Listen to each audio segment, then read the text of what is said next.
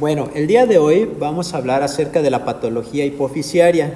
Más específicamente nos vamos a dedicar a la patología que nos genera una hipo o infrafunción de la hipófisis, ¿sí? Y miren, aquí esto que ven acá no es otra cosa que estén pensando más que una hipófisis. Así es, de hecho dice acá, hola, me llamo hipófisis, vivo en tu cabeza, ¿sí?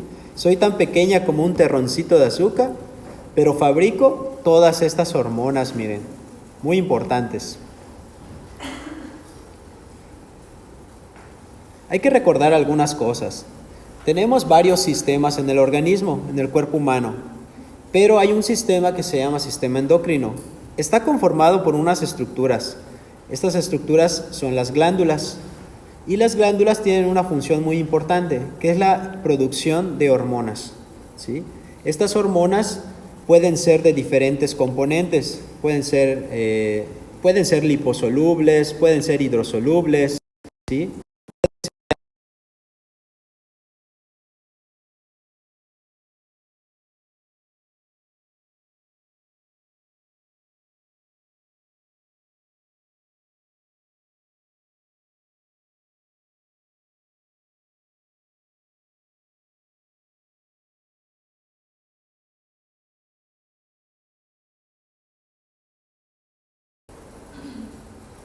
Bueno, entonces tenemos las hormonas, que les repito, pueden ser de derivados proteicos, directamente de aminoácidos, o pueden ser de compuestos lipídicos.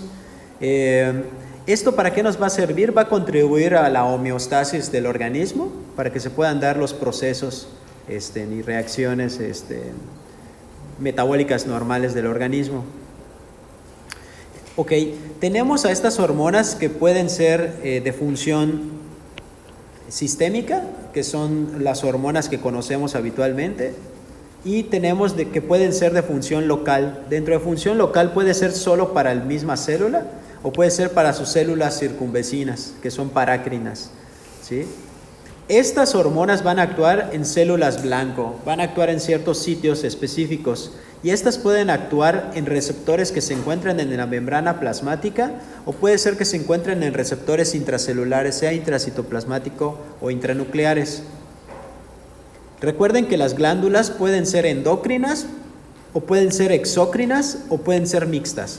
Dentro de las glándulas mixtas tenemos al páncreas, que tiene un páncreas exócrino y un páncreas endocrino. También los ovarios, ¿sí? Y tenemos, por ejemplo, las que son endócrinas, tenemos a la hipófisis, la tiroides, la paratiroides, las suprarrenales, la glándula pineal.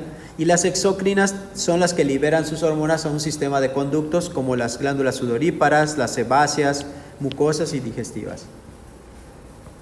¿Quién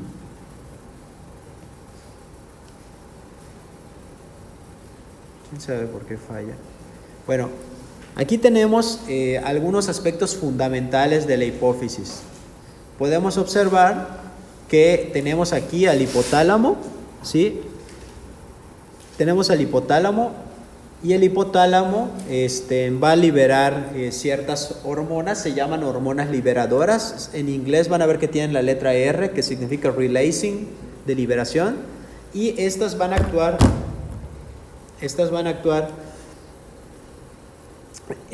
van a liberar sustancias que van a ir a través de los plexos hipofisiarios, ¿sí? Para alguna parte de la hipófisis, que puede ser la hipófisis anterior, ¿sí? Y la hipófisis posterior.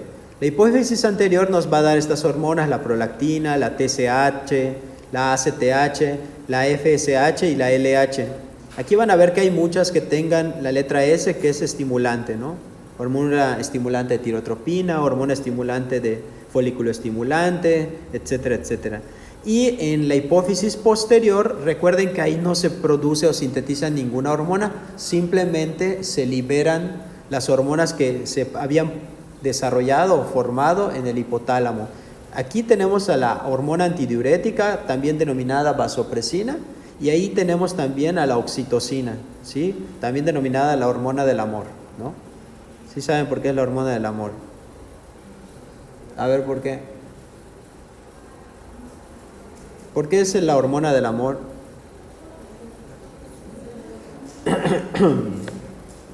¿Cuáles son las tres actividades de la oxitocina principalmente?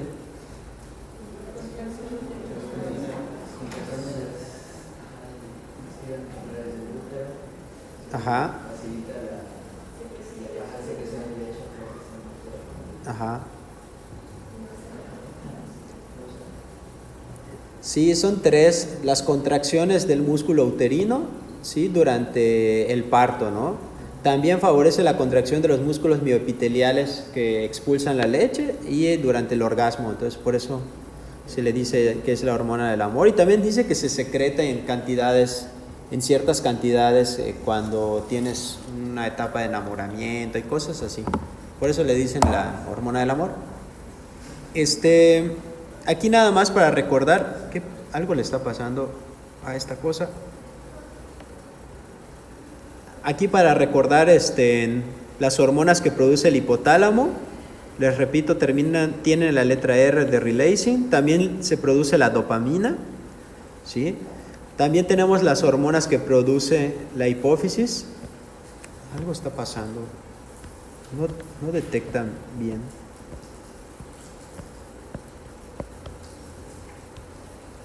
¿Será que está sucio?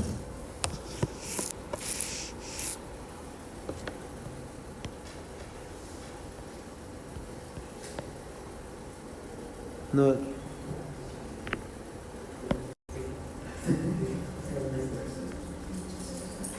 También hay que recordar que todo lo que aumente la TSH va a inducir también la elevación de POMC, que es una proteína precursora de la TSH y que va a estimular al melanocito, ¿sí? Por lo que vimos, por ejemplo, anteriormente en otras clases. Hay que recordar que los de la hipófisis posterior son producidos en el hipotálamo y simplemente son secretados en la hipófisis posterior. Aquí tenemos un esquema muy bonito acerca del hipotálamo, de la hipófisis anterior, glándulas endocrinas, hormonas y las células diana o target. Podemos observar que en el hipotálamo se secretan 6 hormonas liberadoras: la dopamina, la somatostatina, la hormona liberadora de tirotropina, la hormona liberadora de corticotropina, la hormona liberadora de GH, hormona del crecimiento, ¿no? Y de las hormonas sexuales. Estas van a actuar en la hipófisis anterior, ¿sí? Y vemos cómo la dopamina, ¿qué es lo que hace con la prolactina? La inhibe, ¿no?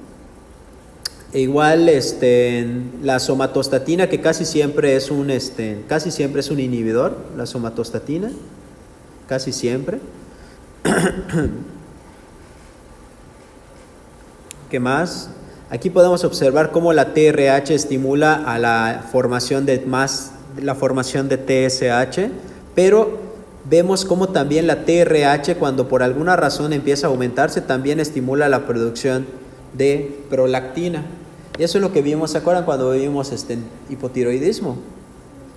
Que eleva la TSH y la TRH, que hacían que se eleve mucho la prolactina. La prolactina inhibía la hormona liberadora de gonadotropina, etcétera, etcétera, y por eso hay anovulación, alteraciones del ciclo menstrual y todas esas cosas.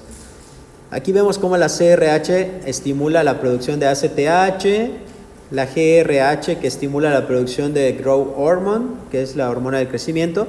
Estas van a actuar en estas glándulas endocrinas, como son la glándula tiroides, la glándula adrenal, el hígado, en las células gonadales, etc.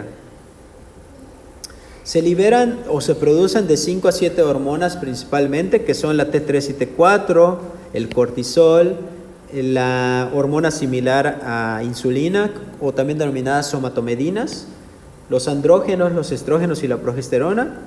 Y bueno, ahora vamos a ver un poco acerca de qué pasa cuando hay una alteración de alguna producción de estas hormonas. Por ejemplo, aquí nos están hablando de la prolactina y la hormona del crecimiento. ¿Cuáles son las acciones principales? Por ejemplo, con la hormona del crecimiento? Obviamente aquí nos dice que favorece el crecimiento, ¿sí? el crecimiento en general de los huesos, en qué es lo que favorece su secreción o su producción de la hormona del crecimiento. Pues obviamente la hormona liberadora de hormona del crecimiento. ¿Qué puede inhibir a la hormona del crecimiento? La somatostatina. Eso explica por qué nosotros damos ese tratamiento somatostatina o octreotide para tratar, por ejemplo, pacientes que tienen mucha producción de hormona del crecimiento. ¿Y qué puede causar su deficiencia? ¿Qué es lo que a nosotros nos interesa para fines de esta clase? Te dice, para un niño, por ejemplo, puede causar enanismo. Si tiene una alteración en la producción de la hormona del crecimiento, causa un enanismo. ¿Sí? Enanismo hipofisiario. Y en el adulto, cuando por alguna razón, alguna situación deja de producir la hormona del crecimiento, datos que puede presentar es disminución de la masa ósea, ¿sí? Puede haber cambios en la composición corporal, puede haber hipercolesterolemia. No entiendo qué pasa con... Es como si no captaran. ¿Sí? Por ejemplo, eso es lo que les decía, si es desde la niñez, genera un enanismo hipofisiario o no sé cómo se pronuncia, pero es enanismo.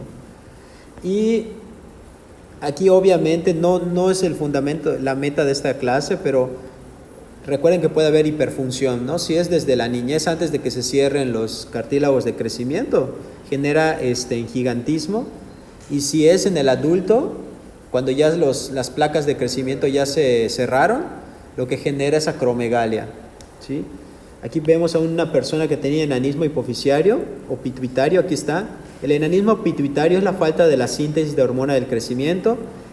Hay otro que se llama síndrome o enanismo de Laron, en la que más que la producción de la hormona de crecimiento es una alteración en el receptor en donde actúa la hormona del crecimiento. Ahí se llama enanismo de Laron. Y hay que diferenciarlo al enanismo pituitario de lo que denominamos acondroplasia, en el que es por un defecto genético y además de que se ve diferente. Guay, qué difícil es. No sé qué le está pasando al iPad. Bueno, ¿qué es el enanismo hipofisiario? El enanismo hipofisiario es un conjunto de alteraciones que aparecen como consecuencia de un déficit de la hormona del crecimiento, ¿sí? ¿Cuáles son los síntomas? Si es desde el punto de vista del neonato, los síntomas que puedes percibir inmediatamente son la presencia de micropene, paciente puede presentar criptorquidia, ¿sí? Y puede haber hipoglucemia en el recién nacido, hipoglucemia, ¿sí? Porque recuerden que la hormona del crecimiento se considera una hormona contrarreguladora, o sea, debería de aumentar los niveles de glucosa, y el hecho de que haya una deficiencia puede condicionar hipoglucemia en un recién nacido. Cuando ya eres niño, los síntomas que puedes evidenciar son retraso evidente del crecimiento, ¿sí? Es un niño que cuando le hacen sus curvas de crecimiento no llega ni siquiera al rango, al percentil más bajo. Y si es peripuberal, los síntomas que pueden aparecer es que haya tarde en aparecer los caracteres sexuales, ¿no? Como que no madura. ¿Cuál es el tratamiento? El tratamiento es vía subcutánea, son inyecciones diarias de hormona del crecimiento, ¿sí? Y quería que vean esta imagen porque había que diferenciar enanismo pituitario de la conformación que tiene un paciente con acondroplasia. El paciente que tiene acondroplasia presenta una desproporción, ya que hay extremidades que, miren, son extremidades que son cortas, con un tronco y cabeza normal o alargado. ¿Vale? Un tronco que se ve de un tamaño razonablemente bien o está bien, pero las extremidades están más cortas en relación al tronco. Hay una escasa flexión del codo y la cadera, ¿sí? Escasa flexión, y hay piernas que se encuentran arqueadas, miren. ¿Sí? Se ven arqueadas. Puede haber manos en tridente, lordosis marcada y un abdomen prominente. Hay una prominencia frontal y parietal de la nariz, frontal y parietal, nariz corta y mentón prominente, ¿no? Es como los datos Aquí tenemos, por ejemplo, un paciente que tiene acondroplasia, que es lo que les decía, que son las extremidades cortas en relación a un tronco que parece normal. Aquí tenemos, por ejemplo, un paciente que tiene síndrome de Laron, ¿sí? Síndrome de Laron, o sea, es un enanismo, pero es debido a una alteración en el receptor. Bueno, te dice, ¿para qué sirve la hormona del crecimiento? No nada más sirve para que crezcas y ya estuvo, no. Tiene otras utilidades, como por ejemplo acelerar la formación de las células del hueso, acelerar la formación de proteínas y también metabolización de grasas y azúcares. Metabolización de grasas y azúcares. Por eso te dice que la deficiencia de hormona del crecimiento reduce la masa muscular y la fuerza muscular. ¿Sí? Disminuye la masa y la fuerza muscular. Por eso y también al revés. Por eso ven que hay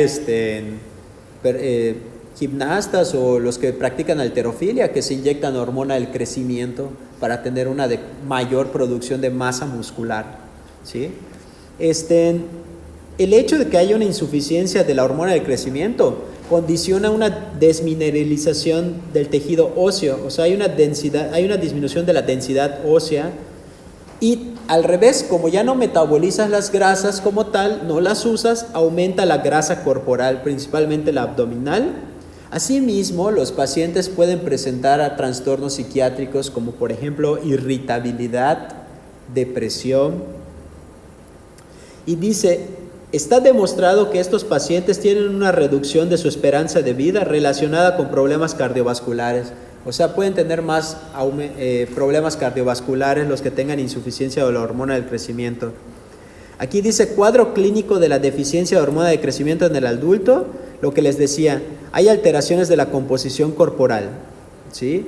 Alteraciones de la calidad de vida, reduce su capacidad de ejercicio del paciente, aumentan los factores de riesgo cardiovascular, por lo que habíamos dicho, ¿no? Alteración del perfil lipídico, disminución de la masa, aumento de la masa grasa, hay obesidad, entre otras cosas.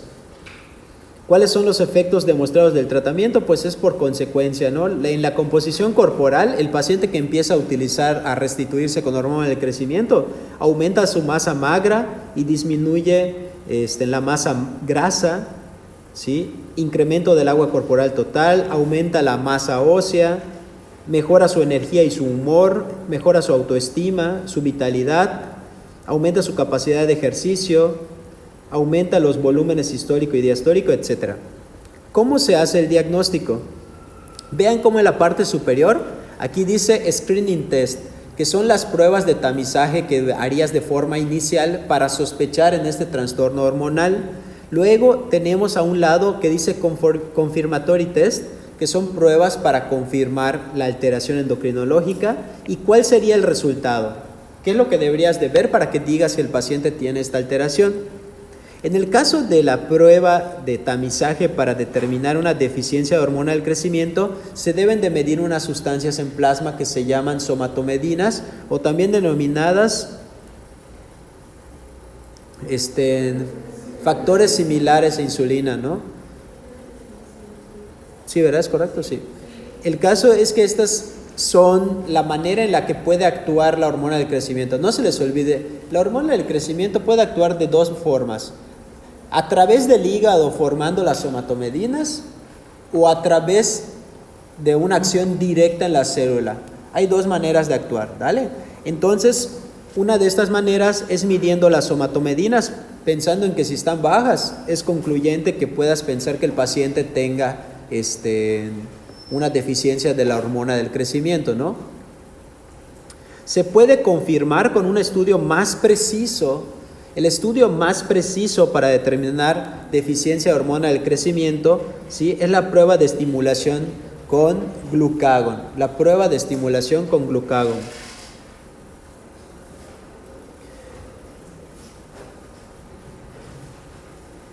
A ver, ¿cómo se hace la prueba de estimulación con glucagón? Sirve, primero que nada, esta prueba de estimulación con glucagón, sirve para confirmar la deficiencia de la hormona del crecimiento. ¿Cuáles son las indicaciones para hacer Prueba, evaluar pacientes en los que estás sospechando que hay una deficiencia de hormona del crecimiento. Dice, para evaluar la reserva de hormona de crecimiento cuando la prueba de tolerancia a la insulina o de liberación de hormona de crecimiento están contraindicadas, no se prefiere o no son disponibles. Ok, X. Luego te dice contraindicaciones para hacerlo: los que tengan insulinomas, los que tengan una mala nutrición o desnutrición. A ver, esta X, esto, X, interpretación. Eso es lo más importante, la interpretación de la prueba. Te dice, en adultos que tienen deficiencia de hormona del crecimiento, el pico de la hormona de crecimiento falla, el pico de la hormona de crecimiento cae, ¿no? O falla para elevarse arriba de 3 nanogramos, ¿ok? Esto tiene una sensibilidad del 97 al 100% y una especificidad del 88%. ¡Wow! Es impresionante. O sea, la prueba tiene muy buena sensibilidad y muy buena especificidad para saber si el paciente tiene deficiencia de hormona del crecimiento. Ok, es muy interesante. Está muy interesante. Te dice algunas perlas o datos importantes. Te dice X también. Ok, aquí te dice cómo se hace el procedimiento, que creo que es lo que más les va a interesar. Te dice, asegúrate que el paciente se encuentre en ayuno. El paciente tiene que estar en ayuno desde la medianoche, ¿no? Desde la medianoche debes de documentar el peso. Y luego te dice que le debes de colocar una cánula intravenosa. Ok, para que puedas entre las 8 y las 9 de la mañana, dice. Vas a administrarle glucagón, que como ustedes saben, el glucagón es una hormona contrarreguladora. ¿Y qué es lo que hace el glucagón? Gluconeogénesis, ¿no? Favorecer la formación de glucosa a partir de componentes derivados de carbohidratos. Entonces le aplicas glucagón intramuscular 1 miligramo, ¿sí? O 1.5 si el paciente es más pesado. Luego te dice, monitorea la presión sanguínea y también la glucosa cada 30 minutos durante el test si el paciente está sintomático. Luego colecta los tubos en varios momentos, ¿no? Para medir la hormona de crecimiento sérica. Y te dice, y la glucosa al momento basal, a los 30, 60, 90, 120, y así de minutos. Aquí están. Entonces, por ejemplo, te ponen las opciones, ¿no? El tiempo, cuánto tuvo de hormona del crecimiento y cuánto tuvo de glucosa, blood glucose, ¿sí? Si el paciente tiene un fallo para poder elevar la hormona del crecimiento, el paciente tiene insuficiencia de hormona del crecimiento. Recuerden que el estudio de tamizaje era la determinación de las somatomedinas y esta era la prueba más precisa para saber si el paciente tiene insuficiencia de hormona del crecimiento. Luego vamos a ver la deficiencia de la ACTH, ¿sí? Normalmente, ¿cuáles son las acciones principales de la ACTH? Favorecer la liberación del cortisol de las glándulas adrenales. Tenemos dos fallas en la producción de estas hormonas, ¿no? Podemos tener la insuficiencia, la falla adrenal, que es la insuficiencia suprarrenal primaria, que ya conocemos, y puede haber una insuficiencia de la hipófisis, que eso se llama insuficiencia adrenal secundaria. ¿Ok? ¿Cuál es lo que va a pasar en este caso? Nos interesa no hablar de la insuficiencia adrenal primaria porque es la que ya hablamos en la clase pasada. Nos interesa conocer un poquito más de la insuficiencia adrenal causada por un daño acá arriba, ¿sí? Entonces aquí te dice que la insuficiencia adrenal secundaria no va a condicionar estas características que son propias de la insuficiencia adrenal primaria, como eran la hiperpigmentación o las alteraciones hidroelectrolíticas. No olviden las diferencias primordiales entre la insuficiencia adrenal primaria y la secundaria. La primaria va a condicionar la producción de más hormona precursora de la TSH, ¿sí? ACTH, perdón, y nos va a producir intensificación del oscurecimiento de los pliegues, como pliegues palmares, extensores, ¿sí? Otro dato que es importantísimo es el aumento del potasio. Es muy importante el aumento del potasio. ¿Y qué más? Ok. No se les olvide cómo se hace el diagnóstico de insuficiencia adrenal. Recuerden que el estudio más sensible, el más específico y preciso para el tamizaje es la prueba posterior a la estimulación con cocitropina, no se les olvide, ¿sí? Obviamente tienes que medir el cortisol después de haber hecho la prueba con estimulación con ACTH sintético, aunque el estudio Gold Standard diagnóstico es la prueba de tolerancia a la insulina. Ese es el estudio más Gold Standard para insuficiencia adrenal en general.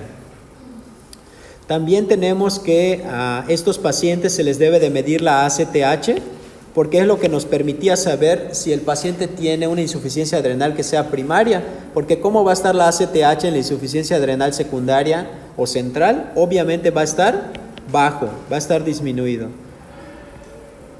Ahí está, son las diferencias primordiales, ¿sí? Es interesante ver que el paciente que tiene una insuficiencia adrenal secundaria puede acompañarse de otras alteraciones como por ejemplo hipotiroidismo, deficiencia de la hormona del crecimiento, diabetes insípida y algo que les debe de llamar particularmente la atención para pensar en algo central. No tiene que estar en todos los casos, pero les debe de llamar la atención si el paciente se queja de cefaleas y si el paciente se queja de alteraciones visuales. Esto con la finalidad de sospechar que puede tener un adenoma cerca del quiasma, ¿no? Que esté comprimiendo y por eso tenga alteraciones visuales. Ok, las alteraciones visuales. No olviden que en la primaria hay hiperpigmentación e hipercalemia, no así en la secundaria. Y te dice, la presentación más común de una insuficiencia adrenal secundaria es un paciente que había estado con largo tiempo de esteroides y que lo paró súbitamente. Esa es la forma más común. Ok, aquí tenemos cómo hacer el tamizaje. El tamizaje para pensarlo, ¿sí? Obviamente podemos hacer la prueba con estimulación de ACTH o solo medir el cortisol. Aquí te proponen que hagas solo la medición de cortisol, pero les repito, eso no es lo mejor, no es lo ideal. Recuerden que lo ideal es hacer la prueba de estimulación, como te dice acá. La prueba confirmatoria habitual es la prueba con estimulación con ACTH. ¿Sí? Y simplemente está que cuando tienes un cortisol después de la prueba de estimulación menor a 18 microgramos por decilitro, se confirma que el paciente tiene el hipocortisolismo por insuficiencia adrenal. Obviamente aquí lo que nos va a diferenciar entre central o primaria o secundaria va a ser los niveles de ACTH, como ya habíamos visto anteriormente. ¿Cómo se hace la prueba de estimulación con ACTH con la finalidad de saber si el paciente cumple los criterios para tener insuficiencia adrenal? Recuerden que la alteración que quieres buscar acá es el hipocortisolismo, a pesar de que la estás estimulando con ACTH sintética. Te dice, las indicaciones de la prueba son determinar entre insuficiencia adrenal que responde o no a la ACTH. Ok. Obviamente, ¿qué debes de hacer para que el paciente esté listo para la prueba? No debe de estar tomando glucocorticoides, evidentemente. Si fuera necesario, porque el paciente no puede estar sin glucocorticoides, se le puede dejar nada más dexametasona. Y luego te dice, obviamente necesitas la cocitropina, 250 microgramos. ¿Cuál es la respuesta normal? La respuesta normal es que haya una elevación del cortisol, mayor a 18 microgramos por decilitro a los 30 minutos de habérsele inyectado la cocitropina. La mayoría de ellos alcanza valores más elevados a los 60 minutos. ¿Qué dice acá? Dice, la sensibilidad de la prueba está limitada en la insuficiencia adrenal secundaria. Dice, la especificidad es del 95%. Por lo tanto, una prueba positiva con cocitropina sustancialmente incrementa la probabilidad de que tenga una insuficiencia adrenal secundaria. Te dice, la sensibilidad para la prueba es limitada en la insuficiencia adrenal secundaria. Incrementa la probabilidad de que el paciente tenga insuficiencia. Ok. Dice que es buena, ¿no? De que es chida. X. Aquí es lo que les decía, lo mismo, tú le aplicas la ACTH, tienes que tener tu valor de cortisol en tiempo cero, a los 30 minutos y a los 60 minutos. Lo que debe de pasar en una persona sana es que se eleve el cortisol, lo que debe de pasar en alguien con insuficiencia adrenal es que no logre elevarse. ¿Sí? Ahora vamos a ver hipotiroidismo central. No se les olvide, nosotros tenemos la producción de la hormona estimulante de tirotropina, que sirve para que se produzcan hormonas tiroideas. Y no se les olvide cómo estaría el patrón en un paciente con hormona tiroidea para pensar en hipotiroidismo central. Recuerden que todo va a estar bajo o la TSH puede estar normal, ¿se acuerdan? TSH normal o baja, con una T4 libre, evidentemente baja, para que tú pienses en hipotiroidismo central. Aquí está, esas son opciones, que esté normal, es una posibilidad. Esto es lo normal, perdón. Esta es una de las opciones que puede tener, que esté todo bajo. Aquí unas pequeñas diferencias entre el hipotiroidismo primario y el hipotiroidismo secundario y o terciario, que se le denomina hipotiroidismo central. Ok, esto es lo que les decía, la TSH puede estar normal o disminuida, no necesariamente disminuida. Obviamente las que siempre van a estar disminuidas es la T4 y la T3. Miren, el colesterol tiende a estar elevado o a haber dislipidemia en el hipotiroidismo primario, pero no así en el secundario. Bocio, definitivamente no hay bocio en el hipotiroidismo central, no hay crecimiento de la glándula tiroidea. Déficits hormonales asociados no debe de haber en el hipotiroidismo primario, pero sí puede haber en el hipotiroidismo central, ¿sí? Sobre todo si el paciente es por un adenoma, un macroadenoma hipoficiario, puede acompañarse de insuficiencia adrenal, ¿sí? El tratamiento para ambas es levotiroxina.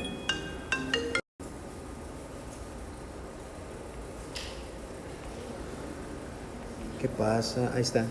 Perdón, les decía que el tratamiento sí es levotiroxina. Obviamente, si es hipotiroidismo central, se agregan las hormonas que hagan falta, si es que hay una deficiencia de otra hormona. Y el seguimiento, eso sí se deben de acordar, ¿se acuerdan? El seguimiento del hipotiroidismo periférico o primario es con la TSH, que la meta es normalizarla.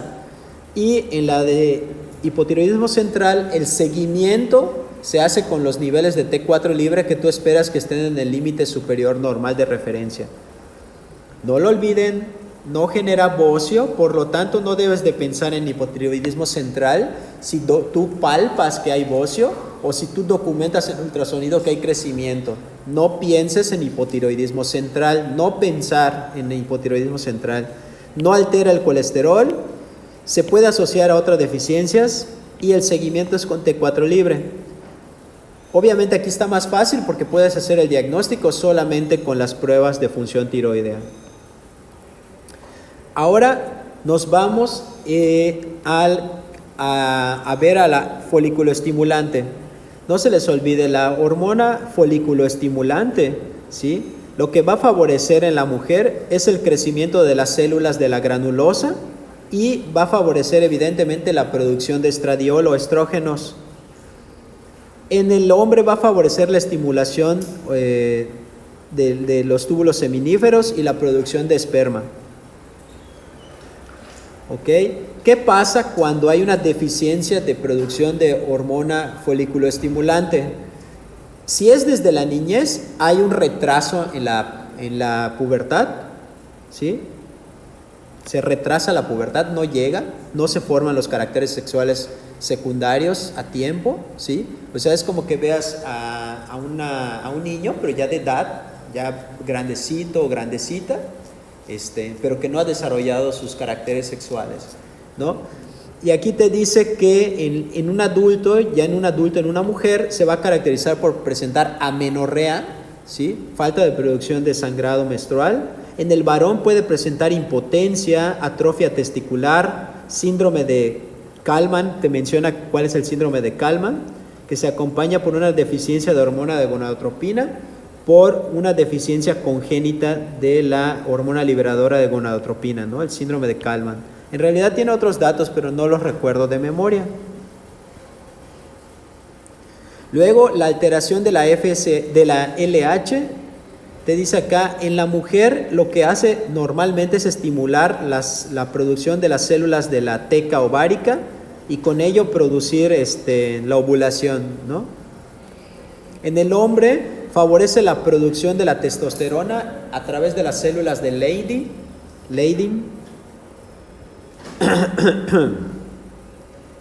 Y lo que va a causar la deficiencia de la FSH es igualito a lo que causa la deficiencia de la folículo, ¿cómo se llama? Sí, de la folículo estimulante. Es que esta es de LH, perdón, creo que no lo dije bien. Ya. No dije, por ejemplo, qué hay que medir para saber, por ejemplo, qué inhibe a esta producción de estas hormonas. Por ejemplo, tener mucha testosterona y muchos estrógenos inhiben a la FSH, ¿no? Vamos a ver. Aquí está. ¿Cómo tú tamizas o cómo tú sabes que alguien tiene deficiencia de FSH y LH? ¿Cómo lo sabes? En el hombre, midiendo la testosterona, ya que finalmente uno de sus efectos es la formación de testosterona en el hombre. Y en la mujer depende si es premenopáusica o posmenopáusica, pero en la mujer se deben de medir los niveles de LH y los niveles de FSH. Obviamente, por sentido común, si están bajos es que hay una deficiencia. Hay unos parámetros de referencia que no me sé, pero ¿qué es lo que tú vas a ver? Tus parámetros de referencia, si es premenopáusica o posmenopáusica, ¿sí? Ahí está la medición de la LH y la FSH. Te dice, ¿y cómo sabes que tiene eso? Porque hay disminución de la LH o la FSH, tanto en hombres como mujeres. Wow, esta es muy importante.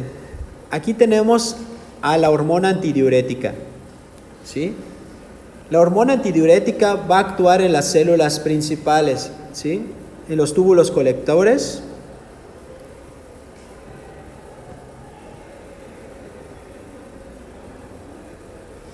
Ok. Ay. No se les olvide, chicos, esto es muy importante. Recuerden que tenemos a dos patologías principales por alteración en la producción de la ADH, ¿sí? Si tenemos una disminución de la función de la ADH, ¿cómo se llama? Diabetes insípida. Y si hay un aumento en la función de la ADH según el estímulo que esté teniendo el paciente, se dice que es SIAD, secreción inapropiada de hormona antidiurética.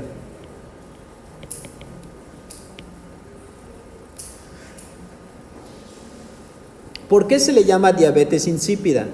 Se le llama diabetes insípida porque comparte un dato clínico junto con los pacientes que padecen hiperglucemia en la diabetes. Presentan poliuria. De hecho, ese es el dato clínico que llama la atención muchas veces en el paciente con diabetes insípida, la poliuria, el estar orinando mucho sin parar, ¿sí? Mucha cantidad. Así como su nombre lo dice, la hormona antidiurética así lo dice su nombre, ¿no? La hormona antidiurética, ¿qué es lo que hace normalmente? Evitar la uresis. Si evitas la uresis, es decir, cuando está mucha hormona antidiurética, evitas la uresis, ¿no? Y al evitar la uresis, va a concentrar la orina, es decir, van a aumentar la concentración de solutos en la orina, aumenta la osmolaridad en la orina y va a disminuir la osmolaridad plasmática, porque al evitar la uresis retiene volumen y los solutos que tú tenías en tu plasma se diluyen. Y recuerden que los solutos es lo que nos da la osmolaridad sérica. Por eso dice acá que la función normal de la antidiurética, la función normal es disminuir la osmolaridad plasmática al aumentar el volumen dentro del plasma. Aumenta la concentración de solutos en la orina. Al evitar el paso del agua a la orina, se concentra más la orina, entonces aumenta su osmolaridad. Y obviamente aumenta el volumen plasmático al retener volumen, por eso se llama antidiurética. ¿Qué pasa cuando hay una deficiencia? Cuando hay deficiencia, sea en su producción, o sea que no hay ADH, esto se llama diabetes insípida central. Y se llama diabetes insípida periférica o nefrogénica. Es nefrogénica. Nefrogénica, si lo que hay es, sí hay la ADH, pero no funciona, no tiene actividad. ¿Sí? Tenemos la diabetes insípida nefrogénica y la diabetes insípida central. Se llama central porque realmente no está aquí arriba el problema. Tú no produces ADH, no la produces. Y la diabetes insípida nefrogénica es que no hay actividad en las células, por alguna razón. ¿Qué pasó? ¿Aquí por qué hay hiperglucemia? No. No hay. Lo único igual a la diabetes es la poliuria. Es la poliuria, así es. O sea, de hecho, por eso se le llamaba diabetes insípida, porque compartían la poliuria. Y, o sea, era una manera de relacionarlo. De hecho, que diga diabetes no tiene nada de diabetes más que la poliuria. Polidipsia es porque genera mayor concentración del plasma. Generaría con aumento de la concentración en el plasma. Y recuerden que cuando sube la osmolaridad en el plasma, se activa el reflejo de la sed. Por eso ahí quieres tomar más agua. Quieres tomar agua porque orinas mucho. Concentras la orina y quieres beber agua para que no estés muy concentrado. Por eso se caracteriza por aumento de la sed. ¿Sí?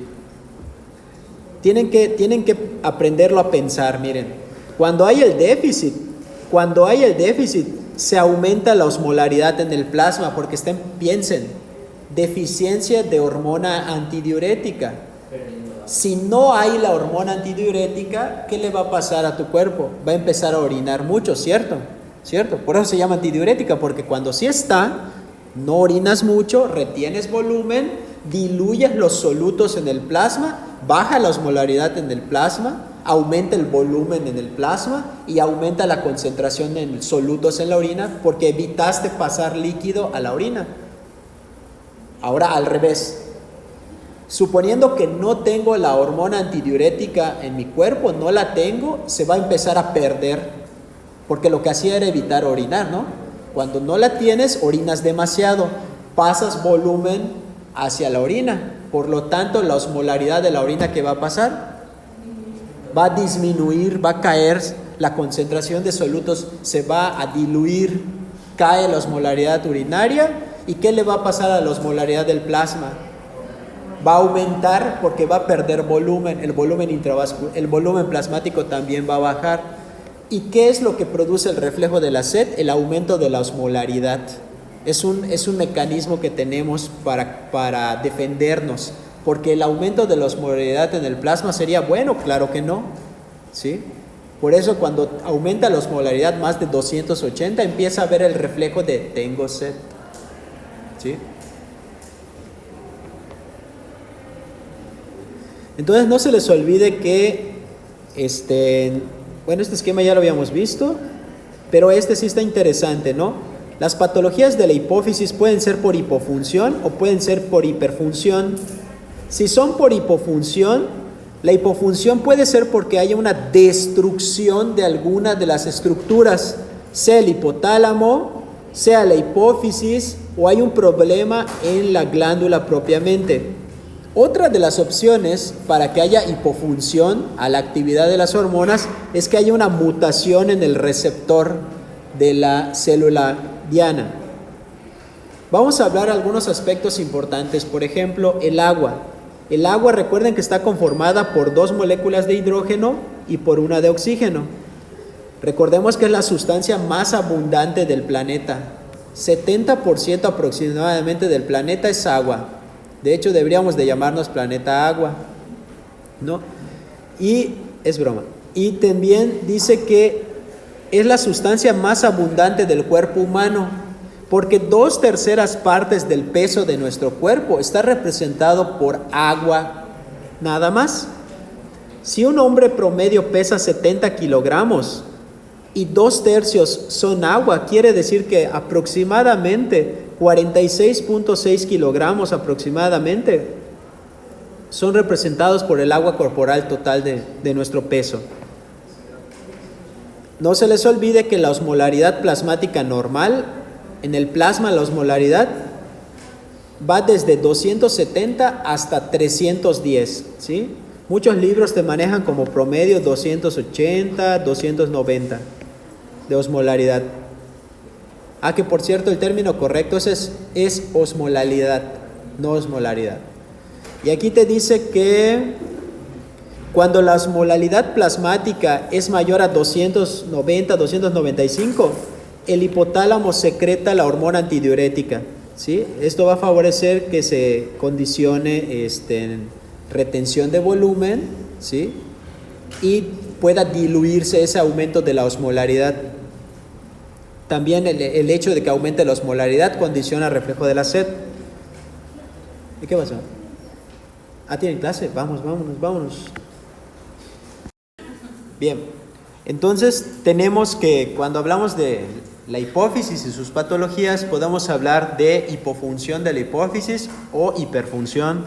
No olvidemos que, por ejemplo, ¿qué cosas nos pueden causar hipofunción? Que tengamos una destrucción de alguna de estas estructuras, sea el hipotálamo, la hipófisis o la propia glándula, o que haya, por ejemplo, una mutación en el receptor o una desensibilización en el receptor.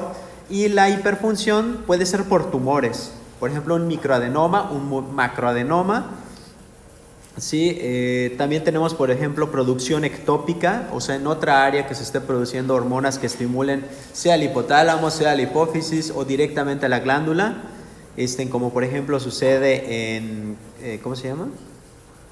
Como sucede, por ejemplo, en el caso de enfermedad de Graves, que se producen anticuerpos que se unen al receptor, por ejemplo, o puede ser iatrogénica porque estés utilizando los medicamentos o las hormonas, o en este caso, ¿no? Que el de Graves, anticuerpo estimulador. Bien, vamos a hablar acerca del agua. El agua, pues como saben, está conformada por 2 hidrógenos, un oxígeno. El planeta Tierra, la mayoría es agua, deberíamos de decirle planeta agua, ¿sí? Es la sustancia más abundante del cuerpo, sí, y también 2/3 partes de nuestro peso corporal es representado por el agua, ¿sí? Entonces, si una persona pesa 70 kilogramos, pues por ejemplo 2/3 partes van a estar constituidas por agua principalmente. ¿Cuántas son 2/3 partes o de 2/3 partes, por ejemplo, de 70 kilos? 2/3 partes. Ajá. A ver, entonces 70 kilogramos entre 3 me da 23.33333 por 2, 46.6666. Bien, pues de esos 70 kilogramos, 46 kilogramos son del peso solo de agua corporal. O sea, es bastante agua. Pero luego nos ponemos a pensar, o sea, tenemos una persona de 70 kilogramos y el 60% aproximadamente es agua aprox. Más o menos son 46.6 litros de agua, ¿no? Aproximadamente en todo nuestro organismo. Bien, ahora, de todo el agua corporal no somos un vaso, ¿no? Sino que estamos divididos por compartimentos, es una manera de verlo, como compartimentos, y tenemos el compartimento del intracelular, ¿sí? Y el compartimento extracelular, ¿sí? También lo pueden encontrar como, no me acuerdo, pero el punto es que ahí tenemos al líquido intracelular y ahí tenemos al líquido extracelular. El líquido intracelular, ¿cuál es más, el intracelular o el extracelular? El intracelular. Se dice que 2/3 son intracelular y 1/3 es extracelular. Entonces, ¿cuánto es 2/3 de 46.6?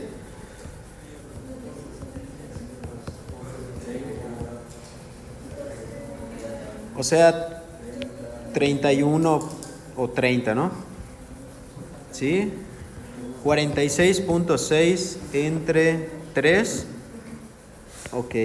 Pues miren eso, aproximadamente 31 litros aprox están en el líquido intracelular dentro de las células. ¿Cuántas células diferentes tenemos? ¿Cuántas? Un número. Más de 600 diferentes tipos. Bueno, pues en esas más de 600 subtipos tenemos esos 31 litros aprox. ¿Sí? Aprox. Y dentro de esos 15 litros, ¿cómo podemos clasificar a ese líquido extracelular, líquido que esté afuera de las células?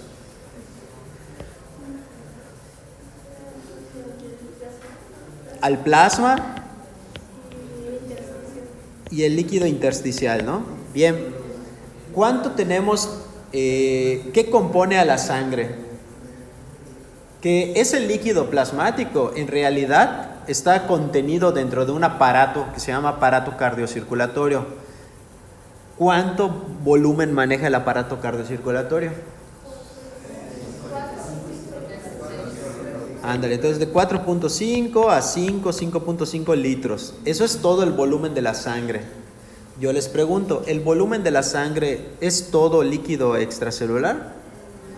No. Tiene el líquido intracelular de los elementos formes, ¿sí?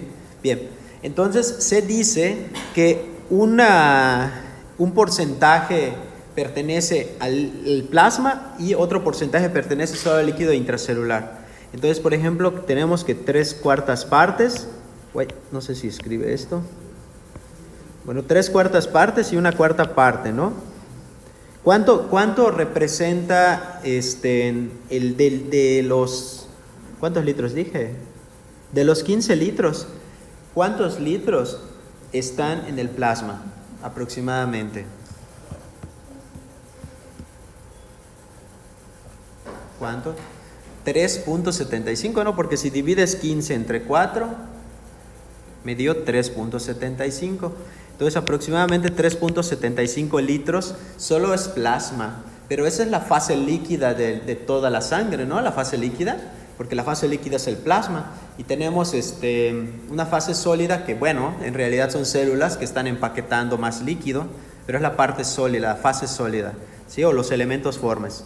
Entonces tenemos que el líquido intracelular, de lo que nos queda, ¿sí? Entonces, por tripas, 11.25 litros. 11.25 litros están en el líquido intracelular.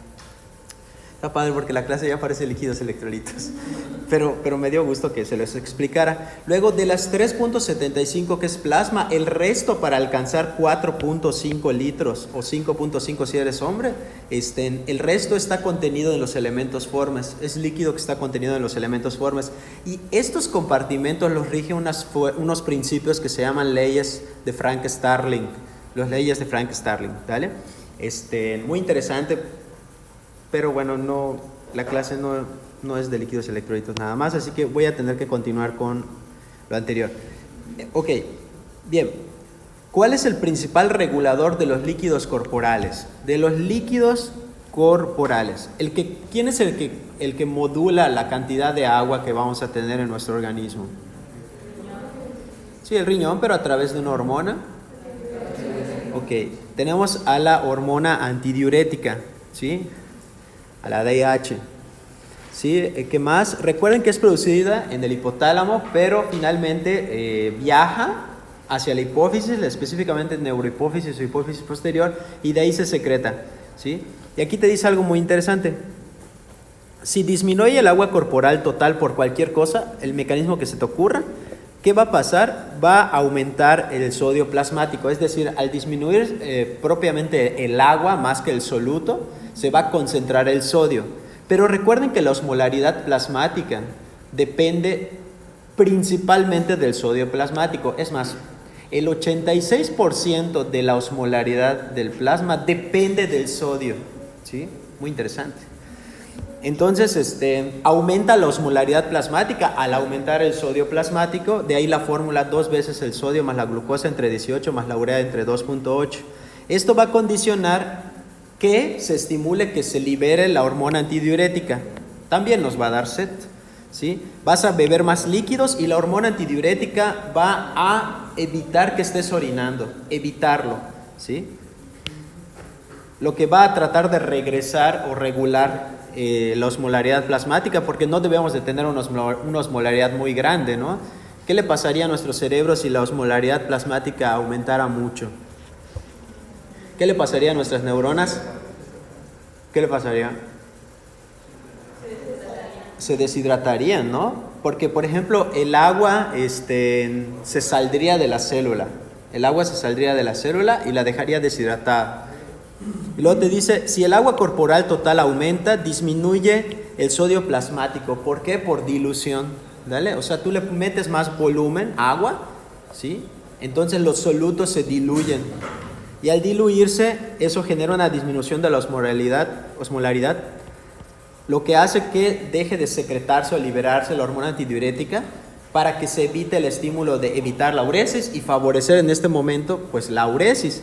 Esto va a condicionar que también desaparezca el reflejo de la sed, vas a disminuir la ingesta de líquidos y esto va a regresar o va a generar un equilibrio. Otra cosa que tienen que entender es que la hormona antidiurética cuando se libera, cuando tú tienes mayor secreción de la hormona antidiurética, va a disminuir el volumen urinario, por eso se llama antidiurética. Se te queda el volumen a ti, el volumen de la orina baja. Entonces, al tener menos líquido el volumen urinario, va a concentrar más solutos en la orina. Eso aumenta la osmolaridad urinaria. O sea, que a mayor hormona antidiurética, lo normal, o sea, cuando hay más secreción de hormona antidiurética, mayor osmolaridad urinaria. Eso es lo habitual. Y les va a servir para entender lo que va a pasar en una patología que vamos a ver. ¿Ya? El principal estimulador de la hormona antidiurética sería la osmolaridad plasmática. A ver otra vez. O sea, que el principal estimulante de que se secrete la hormona antidiurética es la osmolaridad plasmática. Sí, es correcto. Incluso, por ejemplo, aquí escribí esto, miren, la excreción del agua corporal total es inversamente proporcional al aumento de la hormona antidiurética. La excreción de agua es inversamente proporcional. O sea, cuando hay mucha secreción, menor eliminación de líquidos, ¿no? La excreción de solutos corporales permanece relativamente constante. La excreción de los solutos relativamente constante. A niveles elevados de hormona antidiurética se eleva la concentración de la orina. Conclusión. La hormona antidiurética es la principal reguladora del balance del agua corporal total. La hormona antidiurética es la principal reguladora de la concentración de la orina. De hecho, el principal regulador del agua es esta. Bien. Aquí tenemos una célula del túbulo renal. Aquí tenemos la luz del túbulo. ¿Sí? Aquí tenemos el intersticio renal, donde están los capilares por acá, ¿sí? Y cuando tenemos a la vasopresina lo que va a hacer es actuar en los receptores beta 2, ¿sí? Y eso va a favorecer que se estimule que las vesículas que tienen el receptor de acuoporina 2 se pega a la membrana y esto favorezca la absorción, ¿cómo se llama? De agua. ¿Sí? O sea, se va a reabsorber. También tenemos que recordar cuáles son los estímulos que favorecen la liberación de la hormona antidiurética. Aquí tenemos, por ejemplo, la deshidratación o la hemorragia. Va a condicionar una disminución del volumen plasmático, También la deshidratación va a favorecer que se aumente la osmolaridad plasmática y la hemorragia puede condicionar una caída en la presión arterial. Todo esto va a estimular varias cosas, entre ellas la vasopresina, la liberación de vasopresina para tratar de volver a reabsorber líquido y restablecer el volumen, de evitar que haya tanta osmolaridad plasmática, ¿sí? Cuando aumenta la osmolaridad plasmática, es el estímulo que hace que se libere la hormona antidiurética, se llama estímulo osmótico. Cuando es por caída de la presión arterial, se llama estímulo hemodinámico. No se les olvide que dependiendo del receptor donde actúe la hormona antidiurética, puede ser solo favorecer la reabsorción de agua o si actúa en las células mioepiteliales de los vasos sanguíneos, puede generar vasoconstricción. De hecho, por eso se llama vasopresina cuando actúa en otros receptores. Aquí, por ejemplo, vean lo que pasa si el paciente no tiene la hormona antidiurética elevada, ¿sí? Se genera una relajación de los vasos sanguíneos, ¿sí? Disminuye el volumen efectivo, el volumen arterial efectivo circulante y el volumen extracelular también disminuye. Y con la hormona antidiurética, vean qué pasa, que se retiene el volumen, aumenta el volumen extracelular y el volumen arterial efectivo circulante, así que asimismo también se genera una vasoconstricción. Bien, ok. Y aquí tenemos a una patología que se llama déficit de hormona antidiurética, les decimos cariñosamente diabetes insípida, porque comparte un dato clínico que es la poliuria, nada más, no es porque haya hiperglucemia en la diabetes insípida, ¿sí? Y hay dos tipos de diabetes insípida, la central, que es porque no hay producción de la hormona antidiurética, no hay ADH, sea por daño en la hipófisis, y tú vas a decir, bueno, ¿qué te causa ese daño en la hipófisis? Enfermedades infiltrativas como la sarcoidosis, la tuberculosis, los craniofaringiomas, posterior a un procedimiento quirúrgico, por ejemplo, los adenomas pituitarios, traumatismos craneoencefálicos pueden tenerlo, o simplemente ser idiopático. Y la nefrogénica, que ahí sí hay la hormona antidiurética, la estás produciendo, pero hay una ausencia de respuesta en la célula tubular renal, y puede ser de nacimiento o puede ser adquirida.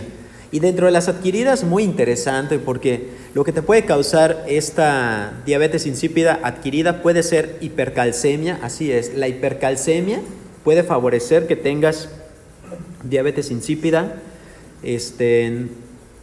la hipocalemia, o sea, el potasio bajo, el calcio elevado, algunos fármacos como por ejemplo el litio, ¿sí? O sea, esos trastornos hidroelectrolíticos, ¿qué creen? Sí, se acompañan de poliuria. La hipercalcemia se acompaña de poliuria. Por eso el paciente con hipercalcemia está todo deshidratado o en algunos casos hipovolémico, etc. ¿Cuál es el cuadro clínico? Pues ya les dije un dato clínico característico, que es la poliuria, porque o no hay la ADH o no funciona en su receptor. El paciente obviamente al tener mucha pérdida de volumen va a tener mucha sed porque va a tener aumento de la osmolaridad sérica. Puede haber hipernatremia, de hecho es el dato característico, es un dato importante. ¿Y la orina cómo va a estar?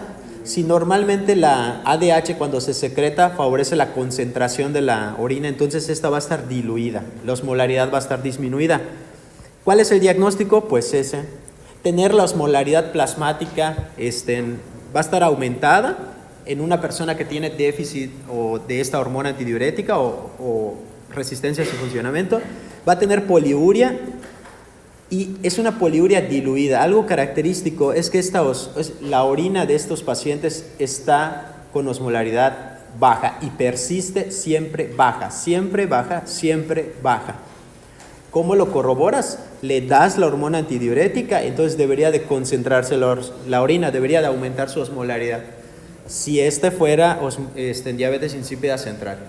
Pero si fuera diabetes insípida nefrogénica, obvio no va a pasar, ¿sí? Entonces la prueba estándar de diagnóstico se llama prueba de deprivación de agua. O sea, te guardan en un hospital y evitan que te den líquidos.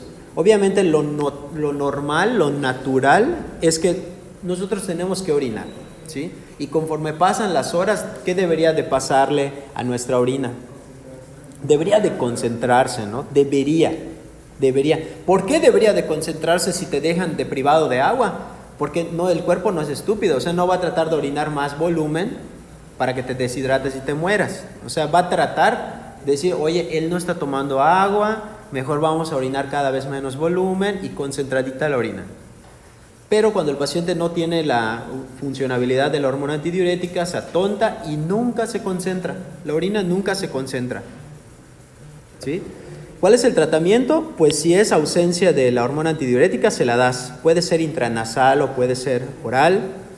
Y nefrogénica, ¿sí? Curiosamente, el tratamiento es dar diuréticos tiacídicos. O sea, parece absurdo, pero el tratamiento es dar diuréticos. Dar diuréticos. Esto va a reducir el volumen intravascular y va a reducir Bueno. Sí te conozco. ¿Qué pasó?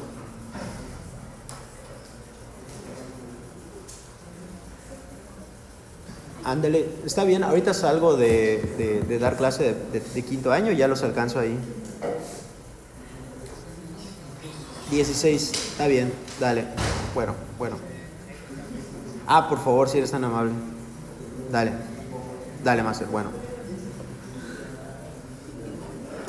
Bien. Y aquí tenemos este cuadrito que nos dice cómo haces el diagnóstico de diabetes insípida.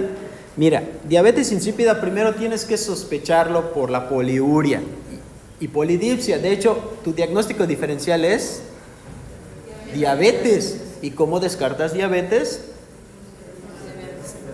Oye, como que quise picarme y no fallé. Creo que lo hice muy cerca y por eso. Bien, entonces checas la glicemia. Si la glicemia está bien, pues no eres diabético, obviamente. Entonces descartamos la causa número 1 de poliuria, la más frecuente. Bien, y luego le decimos al paciente, a ver, dame una muestra de orina, quiero ver tu orina, y esta orina va a estar diluida. ¿Cómo va a estar la osmolaridad plasmática? Puede estar aumentada. Esos son los datos que tú necesitas para sospecharlo o tamizar. Sin embargo, la prueba más precisa es realizar la prueba con deprivación de agua, o sea, dejar que te deshidrates, ¿sí? Y ahí te dice, ¿cómo confirmas que el paciente tiene diabetes insípida?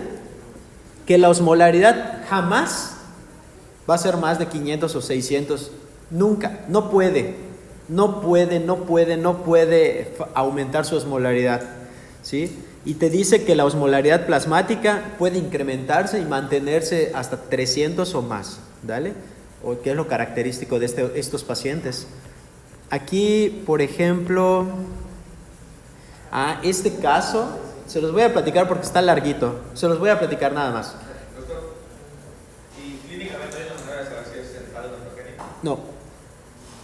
Central, lo que hemos platicado, bueno, lo iba a decir más adelante, pero central, pensando en que sea un tumor, pensando que fuera un tumor, puedes esperar quizás síntomas de compresión.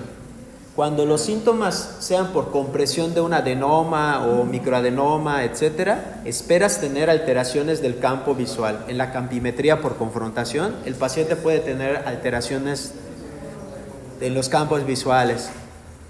El paciente puede presentar cefaleas. El paciente puede presentar síntomas relacionados a otras alteraciones endocrinas. Puede ser como de insuficiencia adrenal o hipotiroidismo central. Es decir, tener síntomas de hipotiroidismo, pudiera tener síntomas de insuficiencia adrenal. Pero los que son un poquito alusivos a la cabeza son cefaleas y alteraciones visuales. Es como lo que sugerente. Y entonces al final, ¿cómo sé qué tratamiento doy? O sea, ¿hay alguna prueba de imagen o algo para saber si es endogénica? Claro, pero antes de hacer cualquier prueba de imagen, recuerden que en endocrinología son estudios que buscan primero la alteración hormonal. En este caso es lo que les iba a explicar cómo funciona. Es esto que les iba a explicar. Miren, la mejor manera de entender la diabetes insípida, primero que cuando yo estudié aquí, a mí no me enseñaron diabetes insípida. No tenía idea de qué era, cómo lo pienso. Y este es un caso de la vida de real. De hecho, yo lo hice. Es un caso que tuve de un pacientito. Miren, motivo de consulta impresionante. polidipsia, ni siquiera poliuria, polidipsia. Bebía un montón de agua. Ahora, ¿cuál fue el motivo real de ingresar al paciente? Protocolo de estudio de poliuria. O sea, el motivo por el que él acudió a la consulta fue porque había visto como a 25 médicos y le habían dicho, tomar agua no es malo. Además, pensaban que lo estaba inventando. No los culpo, pero pensaban que lo estaba inventando. Pero tenemos la obligación moral de descartar algo orgánico antes de decir que es psiquiátrico, psicológico. Masculino, 18 años de edad, X es de Mérida, soltero, preparatoria incompleta, empleado, religión cristiana. Y dice, inicia hace 4 años, de manera súbita, dice él, polidipsia de hasta 20 litros de agua al día. De agua purificada en los primeros 3 años, refiriendo que en el último año la ingesta se reduce a 10 litros al día. Asimismo, refiere que de mismo tiempo de evolución incrementa la frecuencia de las micciones, siendo cada hora y media durante la mañana y la tarde y cada 2 a 3 horas durante la noche. También refería despertarse 3 a 4 veces durante el sueño. Por la persistencia de dicha sintomatología, acuda a nuestra unidad donde es canalizada la consulta externa de endocrinología que documenta poliuria, por lo que decide ingresarse para protocolo de estudio de síndrome poliúrico. Puse ahí que sus signos vitales estaban en límites normales, refería polidipsia y poliuria, negando síntomas sistémicos, etc. Ok, este paciente le hicimos en ayuno, le hicimos cuánto orinó en 24 horas, 4.136 mililitros, así, en ayuno.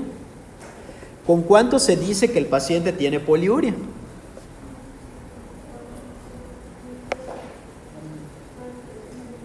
¿Cuánto es lo normal que orinemos?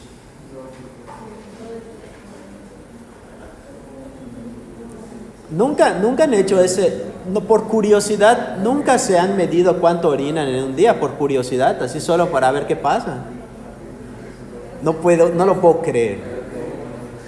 No lo puedo creer, o sea, yo lo hice ayer, no es cierto, no, pero, o sea, yo checo cuánto estoy orinando. Bien, no importa que no lo hagan, pero cuando puedan pongan su orina en unas botellas para que vean cómo se sedimenta, está padre. Bien, entonces lo normal es la uresis media horaria de un ser humano normal es mayor a 0.5 mililitros a 2 mililitros. ¿No se ve? ¿Por qué? ¿No se ve? Yo sí lo veo. No será por el color de la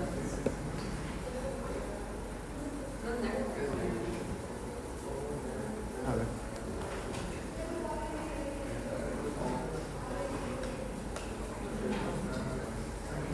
Oye, ¿qué pasó? Si lo estoy escribiendo de verdad.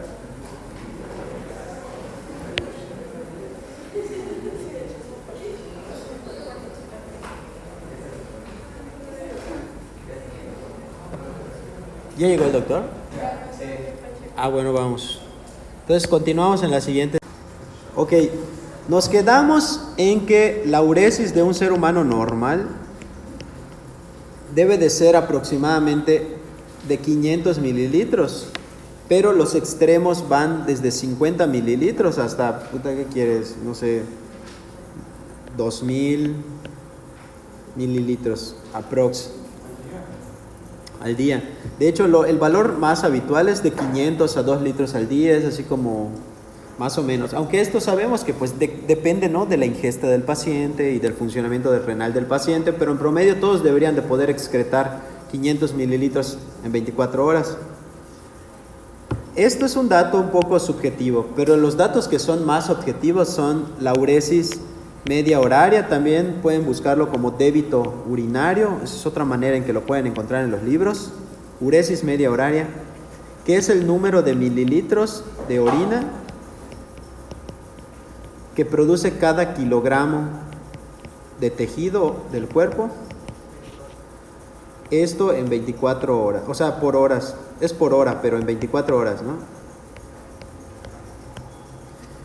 Entonces, ¿cómo se calcula? Pues ya sabes, ¿no? Tú te acercas a la hoja de de enfermería. Y ahí tú puedes ver, por ejemplo, por horas. Y ellos habitualmente lo ponen por turno, matutino, vespertino, nocturno, así lo ponen, ¿no? X. Tú lo que puedes ver es la suma de todas las uresis que tenga, ¿no? ¿Qué quieres? No sé, 600, 800, no sé, 250. Y pues primero tienes que saber cuánto es la uresis completa de ese paciente en 24 horas, ¿no? Entonces 600 más 800 más 250 me da 1650. Así es. Entonces son 1600 en 24 horas. Ok, puede ser como sea, ¿no? Porque es la misma operación, pero 1650 entre 24 horas quiere decir que cada hora se estuvo produciendo, cada hora 68.75 mililitros por cada hora en 24 horas. Pero lo mejor es saber cuánto produce cada kilogramo de su peso, de su cuerpo, de su tejido. Entonces 68 entre lo que pese, vamos a estipular de forma arbitraria que pesa 70 kilogramos. Entonces 68 mililitros entre 70, cada kilogramo produce 0.98 mililitros por kilogramo por hora. Esa es su uresis media horaria del paciente o su débito urinario, ¿sí? 0.98 mililitros por kilogramo por hora.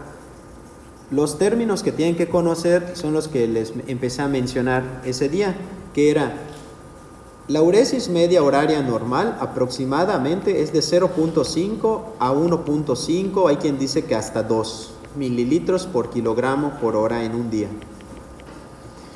Ahora, oliguria es tener más de 0.3 pero menos de 0.5. Anuria es tener menos de 0.3. Poliuria depende un poquito de la bibliografía donde lo leas, pero en general que sea mayor o igual a 2 mililitros por kilogramo por hora. Depende discretamente de la bibliografía donde lo leas. Pero en esencia casi siempre es así. ¿Sí? Bien, entonces el paciente produjo un volumen urinario en 24 horas de 4136. ¿Sí? Si le calculamos la uresis, vamos a ver cuánto da. 4136 entre 24, pon tú que pesaba 70, 2.4 mililitros por kilogramo por hora produjo de orina este muchachito. ¿Sí? Entonces es un síndrome poliúrico. Todavía no sabemos por qué. Lo que sí sabemos es que era una poliuria, era poliuria osmótica. Ahorita vamos a ver por qué. Y vean cómo está la osmolaridad plasmática del paciente. Su osmolaridad plasmática del paciente, la verdad es que bastante limítrofe, con una tendencia a estar elevado, pero en el límite, 290, ¿no? O sea, está bien. La osmolaridad urinaria, un poco, ¿cómo se dice? Poco concentrada, menos de 600. Y el sodio plasmático igual, si bien es cierto que está en un parámetro normal, pero está en un límite cercano hacia la parte superior del límite normal. A ver. Ok. Se los quiero leer porque de verdad siento que si se los leo me van a entender lo del paciente con diabetes insípida. Dice: en general la principal causa de poliuria es la diabetes mellitus, pero esta se descarta al contar con la glucosa central. Si esta es menor a 126 en un ayuno de 8 horas, lo más probable es que para nada tenga diabetes. ¿Sí? También con la hemoglobina glicada, etc. Dice, dentro de las formas de clasificar la poliuria, se hace referencia a la duración de la misma. La puedes clasificar como transitoria o persistente. En este muchacho era persistente, ¿no? No se le quitaba al paciente, sí tenía la poliuria. Las causas más frecuentes de poliuria persistente son la diabetes, ya se descartó. Las 3 causas más frecuentes siguientes son diabetes insípida central, polidipsia primaria o polidipsia psicógena, son pacientes que tienen algún trastorno y beben mucha agua más de la que pueden eliminar, y diabetes insípida nefrogénica. O sea, de las 3 causas principales después de diabetes, 2 son diabetes insípida, una central y la otra nefrogénica. La diabetes insípida se basa en la incapacidad de poder secretar suficiente ADH o sus funciones, ¿sí? Esta hormona es importante porque nos ayuda a concentrar la orina, ¿sí? También puede ser por incapacidad de la acción de la ADH en los túbulos renales, la diabetes insípida nefrogénica. La polidipsia primaria o psicógena se basa en la ingesta excesiva de líquidos, ocasionando poliuria, siendo esta causa más relacionada a trastornos psicológicos psiquiátricos. Pero no parece que nuestro paciente tuviera. Le hice un cuestionario de depresión, cuestionario de ansiedad, cuestionario, no lo escribí acá, ¿no? Pero se lo hice al paciente y nada. Le pregunté a la mamá si tenía datos de obsesivo compulsivo, nada. Y dice, la diferenciación de polidipsia primaria de los tipos de diabetes insípida pueden ser difícil y por ello existen pruebas para evidenciar, objetivizar. ¿Sí? Son pruebas dinámicas usadas en endocrinología que son útiles para esto. La prueba utilizada en nuestro paciente fue la prueba de deprivación de agua, la cual consiste en dejar en ayuno al paciente. Está padre porque el paciente lo ingresan al hospital, dieta nada, líquidos nada. O sea, está padre, solo para que se siente y lo veamos. Y le tomemos un chingo de muestras de sangre y de orina. Ahí te dice, sin permiso de ingerir o recibir líquidos. El fundamento fisiológico de la prueba, ahí está el fundamento fisiológico, se basa en el hecho de que una persona que se priva de líquidos tendrá a elevar la osmolaridad plasmática, que a su vez estimularía la secreción de ADH, que de manera normal estimularía a la concentración de la orina. Pues es lógico, si no estás ingiriendo líquidos, obviamente no, el cuerpo no es tonto, no va a querer eliminar mucho volumen si no está recibiendo líquidos. Va a tratar de liberar hormona antidiurética para evitar orinar, y eso concentra la orina, concentra los solutos en la orina. Eso es lo que fisiológicamente debe de pasar conforme pasan las horas cuando no tomas líquido. Por eso cuando pasas muchas horas durmiendo y te levantas al baño y vas a orinar, tu orina se ve un poco más oscura porque está más concentrada. Aunque la cantidad sea menor, está más contenido los solutos. Si durante la realización de la prueba la osmolaridad plasmática se eleva siguiéndose de la elevación de la osmolaridad urinaria, entonces se descarta diabetes insípida. Eso es lo que fisiológicamente debe pasar, ¿sí? Durante la prueba, como tú ya no vas a estar recibiendo, por ejemplo, ningún volumen, la orina se debe de ir concentrando cada vez más, ¿sí? Es lo que debe de pasar. Dice, y se apoya el diagnóstico de polidipsia psicógena. O sea, si fisiológicamente pasa esto, entonces apoya más polidipsia psicógena que diabetes insípida. En su defecto, si durante el protocolo de estudio la osmolaridad plasmática se eleva con una osmolaridad urinaria baja, eso no tiene sentido. O sin cambios, eso sugiere diabetes insípida que deberá seguirse una prueba con desmopresina en Sprite, la cual se aplicará 10 microgramos y luego de aplicarse en la desmopresina, que para fines de practicidad le estás aplicando la ADH, te dice vuelves a medir la osmolaridad plasmática, la osmolaridad urinaria y la ADH cada 30 minutos. Si la osmolaridad urinaria ahora sí se incrementa, o sea, ya se concentra la orina después de que le aplicaste el medicamento en Sprite, más del 50% de la basal, apoya el diagnóstico de diabetes insípida central. Pero si no pasa, entonces apoya el diagnóstico de diabetes insípida nefrogénica. Ok, yo sé que ustedes deben de querer saber los criterios así numéricos para decir tengo diabetes insípida y no así de osmolaridad plasmática aumentada, baja, no sé qué. Pues los criterios diagnósticos de diabetes insípida, así los formales, son tener una osmolaridad plasmática mayor a 295. Es lógico, ¿no? Osmolaridad plasmática mayor a 295. Un sodio plasmático mayor a 145. Poliuria, osmolaridad urinaria menor a 300.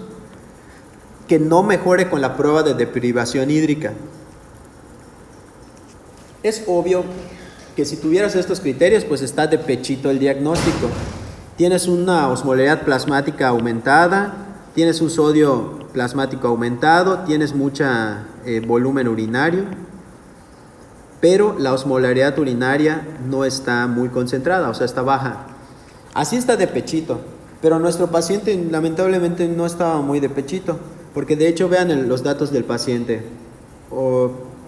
cómo eran los basales. Cuando llegó mi paciente él tenía 290, coño, no tiene más de 295, qué complicado, ¿no?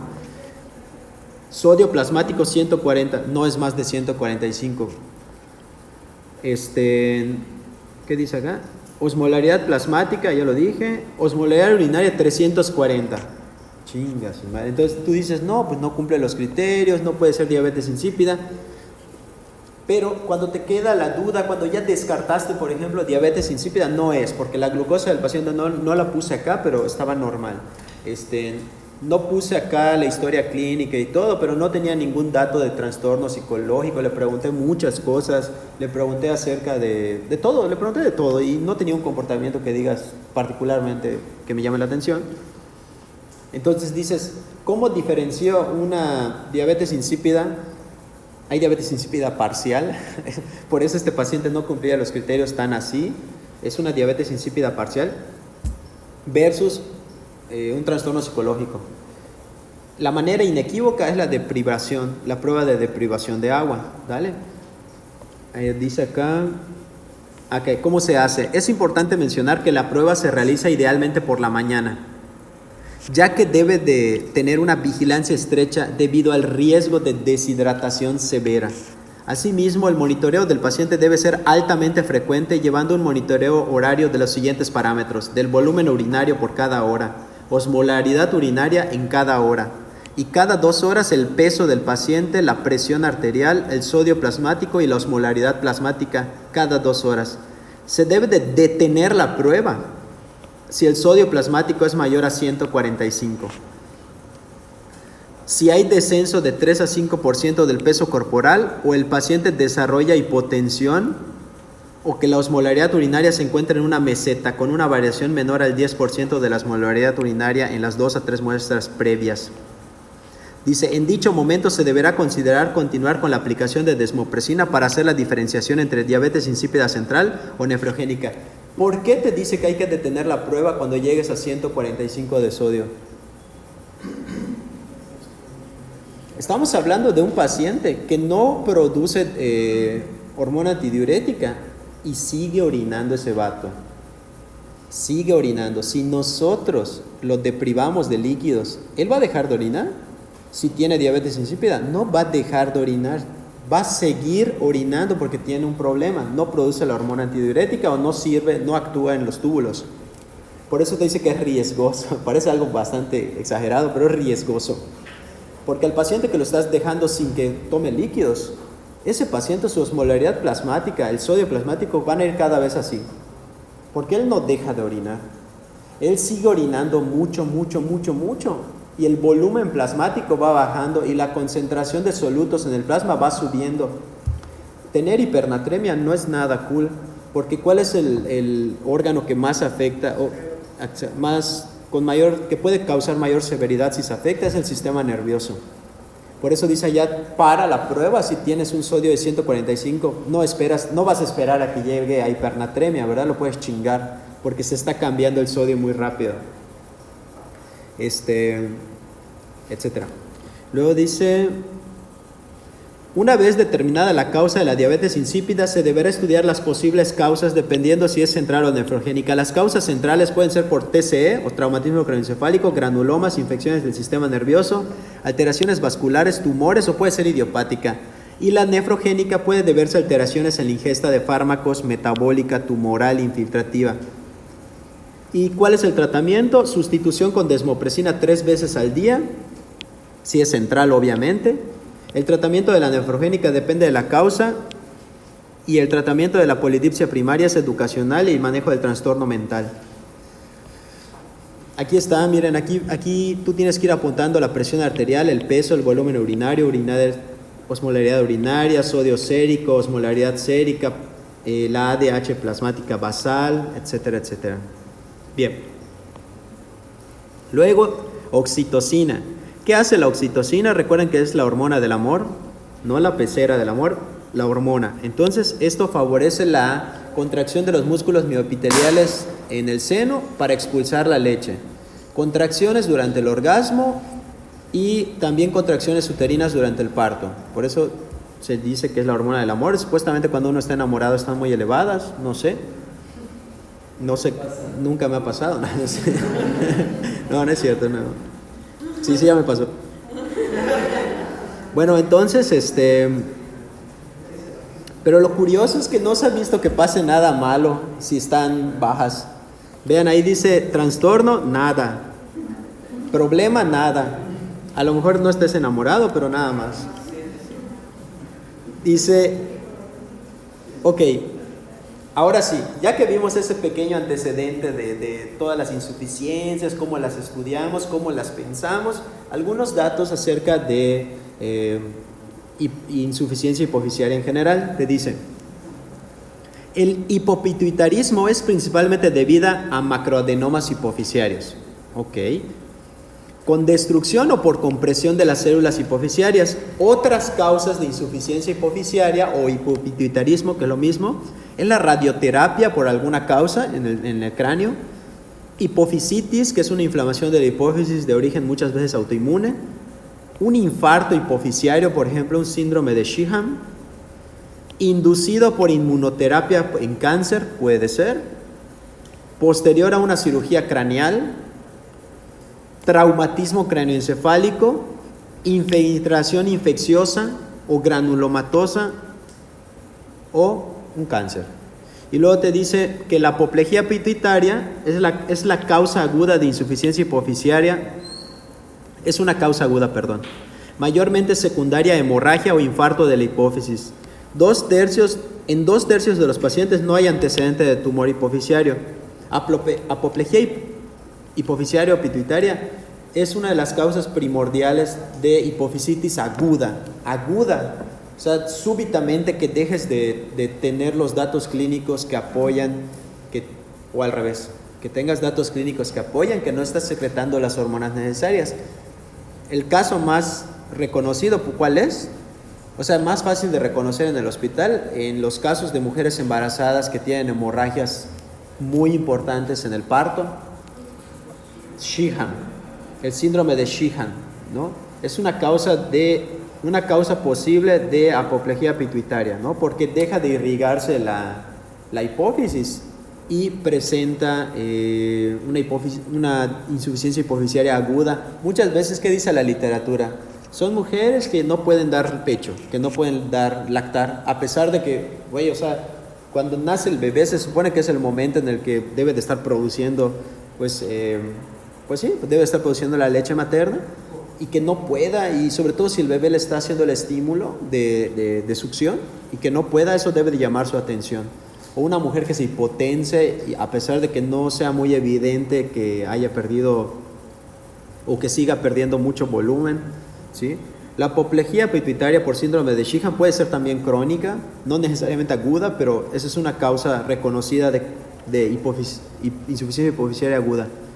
Ok, ahora te dice, en orden decreciente, que vaya disminuyendo la frecuencia de afección de las hormonas hipoficiarias por tumores, es disminución de la producción y liberación de la hormona de crecimiento. Esa es la número 1, ¿sí? Luego, que haya una alteración en la producción de las hormonas gonadotrópicas, o sea, datos de hipogonadismo. Luego, que haya una disminución en la producción de la TSH o hipotiroidismo, lo que nos causaría hipotiroidismo central. Y de último, gracias a Dios, la que se afecta de último es la producción del cortisol, ¿sí? Por alteración de la ACTH en una insuficiencia suprarrenal secundaria. Qué bueno, ¿no? Ustedes ya conocen la clínica de cada una de estas deficiencias, ¿no? Ya conocen cuál es la clínica cuando disminuye la TSH, cuál es la clínica de que disminuye el ACTH y que no tengas cortisol. Ustedes ya más o menos ya vieron, ¿no? Te dice, miren, en otras causas que no sean tumores, el orden puede variar. Puede ser diferente el orden de aparición de las deficiencias de esas hormonas. Sí, esto es más característico de tumores. El cuadro clínico obviamente va a depender de la hormona que esté alterada, ¿no? De eso depende. Por eso vimos todo lo anterior para que ustedes ya en el cuadro clínico, obviamente tienen que ser muy acuciosos, porque en el cuadro clínico yo les puedo poner una mezcla de patología endocrinológica y ustedes tienen que darse cuenta. Bueno, pues tiene estreñimiento el paciente, tiene alteraciones menstruales, pero también te dice que tiene cefaleas en las mañanas. O sea, ustedes tienen que ir pensando, ¿no? Creando en su mente lo que puede estar sucediendo. Te dice apoplejía pituitaria. Apoplejía pituitaria. Dice, el cuadro clínico que te menciona la literatura en los casos, y es más repetido, es distintivo, es cefalea de inicio súbito, siempre tiene que estar. Cefalea, al paciente le duele la cabeza. Esto es cuando tienes una insuficiencia hipoficiaria aguda por apoplejía, o sea, porque no llega circulación a la hipófisis. Déficit visual, alteraciones visuales, puede haber oftalmoplejía, puede haber, no tiene que, pero puede. Lo peor sería la pérdida súbita de la producción de ACTH, pues obvio. Tú necesitas tu cortisol para muchas cosas y una de ellas es su efecto mineralocorticoide. ¿Te imaginas que se baje la ACTH? Te hipotensas. El síndrome de Sheehan es un infarto hipoficiario que por hipovolemia transparto o posparto. La presentación clásica es una nueva mamá incapaz de producir lechita, ¿no? Pues miren, esta es una representación esquemática de una visión normal. O sea, claro, no así vemos realmente, ¿no? Pero pues un esquema. Porque esta es una característica, esta visión que se llama visión en túnel o visión en tubo, ¿sí? Es una forma de presentación que pueden tener nuestros pacientes, ¿sí? Hay varias formas de presentarse. También puede haber hemianopsia bitemporal, puede haber hemianopsia homónima, ceguera occipital, etc. Pero bueno, las importantes son estas dos. La que dice hemianopsia bitemporal, hemianopsia bitemporales, ¿sí? Obviamente, ¿cómo evalúas esto? Por campimetría, por confrontación, que entiendo que ya lo vieron, ¿no? En segundo año. Que te pones enfrente del paciente, y le pides que mire directamente hacia tu frente o aquí entre tus ojos, y le dices que te avise cuando vea tus dedos. Y tú empiezas a hacer un numerito con tus dedos y los vas acercando, y ahí él te va a decir, ya veo tus dedos, es 2, 3 o algo así. Lo tienes que ir cambiando para que estés seguro que lo está viendo. Obviamente se supone que tú estás normal, ¿no? Entonces se supone que tú también, cuando él te diga que ya lo vio, pues tú también ya lo debiste haber visto, ¿no? Y si no lo viste, pues debes de tener un problema. Entonces, le pides al paciente, obviamente en un paciente que tiene visión en túnel, tú vas a tener tus dedos acá y el paciente no vio nada, ¿no? Y de hecho, si nos ponemos a ver las causas de hemianopsia bitemporal, miren qué dice acá: tumor hipoficiario, meningiomas, ¿sí? Aquí nada más esto es de la MIR. A ver... lo que les decía, la hemianopsia bitemporal es porque hay una afectación en el quiasma. Y efectivamente, ¿no? Ahí arribita tenemos como la hipófisis, ¿no? Entonces un crecimiento acá puede comprimir y causarte una hemianopsia bitemporal. Ok, así... ¿Y esto por qué lo hice así? Pero bueno, vamos a verlo. Déficit de prolactina. Usualmente el déficit de prolactina viene acompañado de otras alteraciones, ¿sí? Ahí dice definiciones, pero no debe ser definiciones, debe de ser deficiencias. En el hombre suele ser asintomático, si acaso disminución de la libido o algo así. En la mujer, pues no lacta si no hay prolactina. El diagnóstico obviamente es una prolactina disminuida y el tratamiento no se da nada. Deficiencia de hormona del crecimiento, 99% de los hipopituitarismos tendrán deficiencia de GH. De hecho, vimos que cuando es por tumor, ¿se acuerdan que era el primero que se afecta? Lamentablemente no te das cuenta muchas veces, porque si ya eres adulta, digo, ¿qué tanto más se puede demostrar que tienes deficiencia de hormona de crecimiento? No produce una clínica muy contundente, ¿sí? Y dice, mayormente se enmascara por síntomas de otras deficiencias, ¿sí? Puede disminuir la masa muscular, incrementarse la grasa corporal. De hecho, estos pacientes presentan dislipidemia, osteopenia y luego osteoporosis. Dislipidemia secundaria, se eleva de forma característica el LDL, ¿vale? Colesterol total y expensas principalmente del LDL. El diagnóstico es por la IGF-1 o somatomedinas, que van a estar disminuidas. ¿Dale? Recuerden que las somatomedinas se producen en el hígado y son las maneras en que funciona la hormona de crecimiento, sea directamente en las células o a través de las somatomedinas. La mayoría es a través de somatomedinas, la mayoría. Por eso la medición de la somatomedina, al estar baja, tú infieres que no hay GH, no se está produciendo en el hígado. Aunque es poco sensible y poco específico, sobre todo en hombres mayores de 40 años. Te dice, si la somatomedina está normal, pero hay una gran sospecha de insuficiencia de hormona de crecimiento, debes de reevaluar la reserva de hormona del crecimiento mediante una prueba de inducción de hipoglucemia. Mediante una prueba de inducción de hipoglucemia con insulina o glucagón. ¿Sí? Una prueba de inducción de hipoglucemia o glucagón. Inducir hipoglucemia con insulina. Porque ¿qué debería de pasar si tú induces hipoglucemia con la insulina? Con la GH. La GH es una hormona contrarreguladora. La GH se eleva si la glucosa baja. La respuesta de la GH es producirse más junto con el glucagón, junto con la adrenalina, la noradrenalina, el cortisol. Se deben de elevar más porque lo que van a tratar de hacer es generar una gluconeogénesis o formar glucosa. ¿Sí? Es la prueba más precisa. Tratamiento, restablecer la GH en casos de hipotrofia muscular, osteopenia o osteoporosis. En realidad, si es desde un niño, obviamente al niño a todo se lo vas a dar, ¿no? A todo el niño le tienes que poner hormona del crecimiento. Y pobrecitos, porque sí llega a ser incómodo que les estés inyectando y todo, pero pues ya, pues creces y ya no estás tan mal. En pediatría creo que ven este tema, como problema de crecimiento en niños o algo así. No lo vieron, ¿no? Pero en pediatría, ya vieron pediatría, ¿no? Pero en otros años no vieron como por ejemplo los canales del crecimiento. Pero no vieron el tema, ¿no? Por decir propiamente. Ok. A ver, deficiencia de ACTH ya lo vimos en insuficiencia adrenal secundaria y deficiencia de TSH ya lo vimos. Algo que podría yo agregar es que el cuadro clínico del paciente con hipotiroidismo central suele tener un cuadro clínico un poquito más leve que un paciente con hipotiroidismo primario. Uy, qué paxa. Ok, déficit de hormonas gonadotrópicas o gonadotróficas por hipogonadismo central o también denominado hipogonadismo secundario.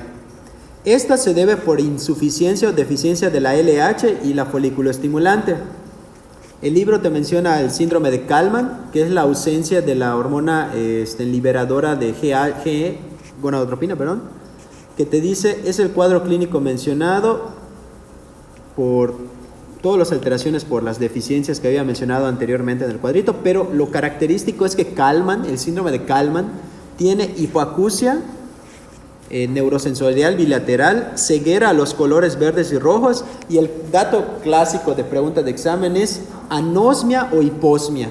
Son pacientes que tienen alteraciones en la percepción de los olores, no pueden oler nada. ¿Sí? A ver, el cuadro clínico en general de la deficiencia de LH y FSH depende de la edad de inicio y el género del paciente.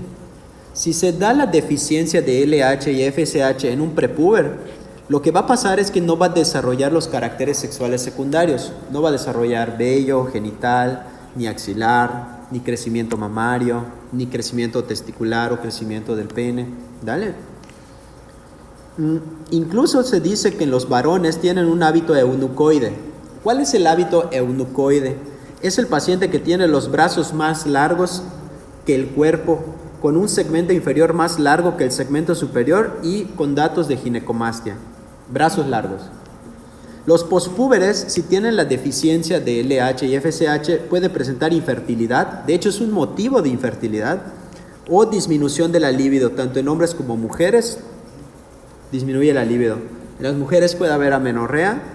Obviamente el diagnóstico es determinando los niveles de LH o FSH. En hombres el tratamiento pues es dar testosterona. En las mujeres es dar estrógenos o progesterona. No es necesario que des FSH o LH como fármaco, sino dar estrógenos y progesterona. Aquí está, ¿no? Por ejemplo, un paciente que tiene un hábito eunucoide, que tiene las extremidades muy largas, ¿no? ¿Sí? Y casi no tiene vello, tiene, no sé si tiene micropene, pero parece, ¿sí? Entonces ya luego cuando le empezaron a dar el tratamiento, pues miren, ya tiene más vello, ya se ve un poquito diferente su conformación, no va a cambiar tanto porque ya es un adulto, se ve.